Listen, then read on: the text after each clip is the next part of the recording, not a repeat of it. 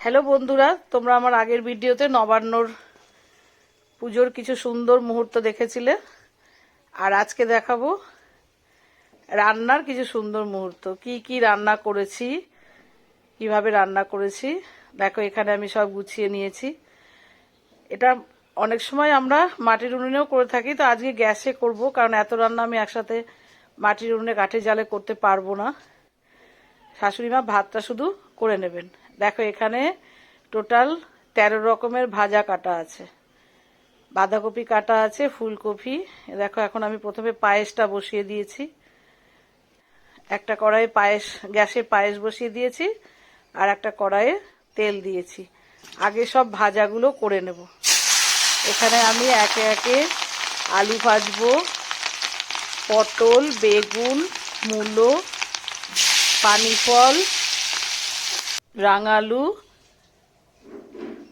তারপরে আসল যেটা সেটা হলো বিউলির ডালের বড়া। এটা তো দারুণ লাগে খেতে। তারপরে ভাজবো শিম, উচ্ছে, ফুলকপি, মূলো, গাজর, সব একে একে ভাজবো। ভাজাগুলো সব কমপ্লিট হয়ে গেলে তারপরে তরকারিগুলো করব। এটাতে আছে পটল আর মূলো। দুটো একটু বেশি টাইম লাগে বলে দুটোকে একসাথে ছেড়ে দিয়েছি। দুটো দুটো করেই ভাজবো। এখানে দেখো পায়েসে চাল দিয়ে দিয়েছিলাম আর গুড় দিয়ে দিয়েছি। একটু নেড়ে দিচ্ছি মাঝে মাঝে। একটু তেজপাতা দিয়েছি ওর মধ্যে। হয়েই এসছে পায়েসটা। আর এদিকে তখন শিম ভাজা চলছে। শিমের সাথে এখানে আমি পেঁপেগুলোকেও দিয়ে দিলাম। 2-3টে করে একসাথে ভেজেছি, না হলে তো অনেক টাইম লেগে যাবে।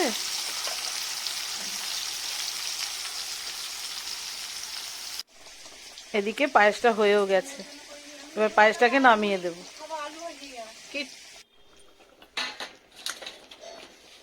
এখানে আর একটু ভাজা বাকি আছে। এটা কাঁচা কলা। কাঁচা কলার সাথে আলুগুলোকে দিয়ে দেব।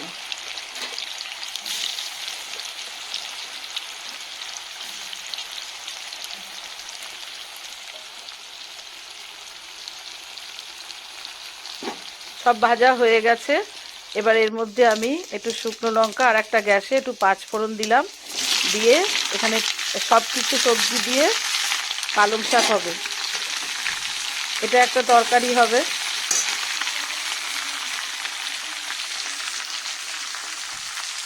এই তরকারিটাতে আমি একটু আদা বাটা আর ধনের জিরে গুঁড়ো দিচ্ছি।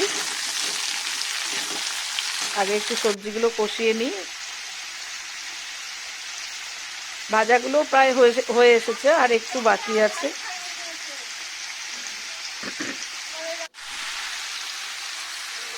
এখন শাকগুলোকেও দিয়ে দিয়েছি। এবার ঢাকা দিয়ে দেবো। ওদিকে শাকটা আস্তে আস্তে হবে। আর আমার এখানে বেগুন ভাজাটা হয়ে গেল। এবার উচ্ছেটা ভেজে নিলাম। ব্যাস, এটা ভাজলেই আমার ভাজা কমপ্লিট। এবার আলু ফুলকপির তরকারির জন্য আমি আলু ফুলকপিটাকে একটু ভেজে নেব। সবই আজকে ভাজা করে রান্না হবে, কোনো কিছু সেদ্ধ টেদ্ধ নয়। শুধু মুগের ডাল সেদ্ধ করে রাখা আছে, ওটাকে ছুঁকে নেব। একটু মটরশুঁটি আর গাজর দিয়ে আজকে মুগের ডাল করব।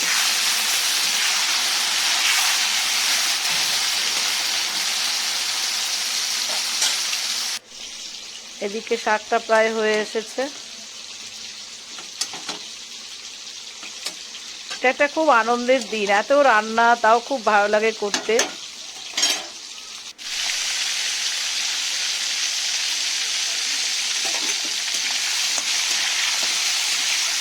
এই আলুগুলো ভাজা হয়ে গেলে এবার এর মধ্যে আমি বাঁধাকপি চাপাবো।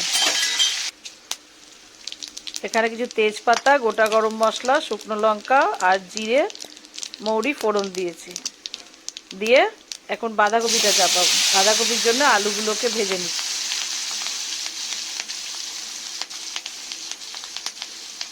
আলুগুলো একটু ভাজা হয়ে গেলে এর মধ্যে সব বাঁধাকপিটা দিয়ে দেবো আর মশলাগুলো দিয়ে দেবো।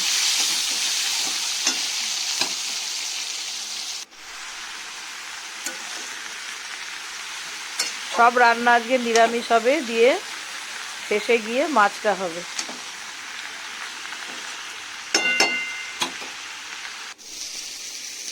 এদিকে ডাল ফুটে গেল, ডালটা ছুঁকে নিয়েছিলাম, একটু ধনেপাতা দিয়েছি ডালে। বাঁধাকপি হয়ে গেছে, এখন আলু ফুলকপি হচ্ছে।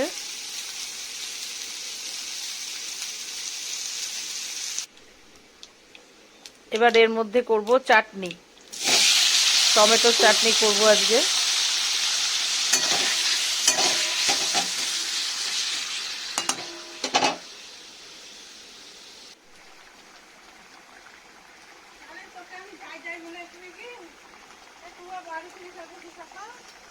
তিন রকমের তরকারি,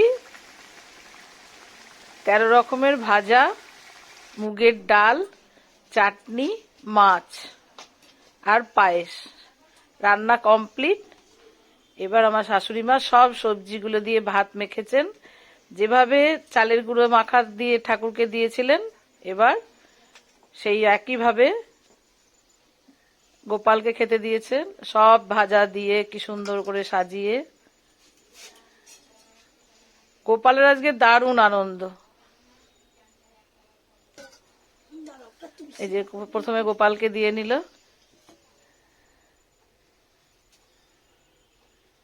এবার বাইরে যেখানে যেখানে চালের গুঁড়ো মাখা দেওয়া হয়েছিল সেই জায়গাগুলোতে একে একে আবার ওরকম ছোট করে কলাপাতা কেটে রেখে সব সবজি ভাজা মেখে ভাত আর জল দেওয়া হবে।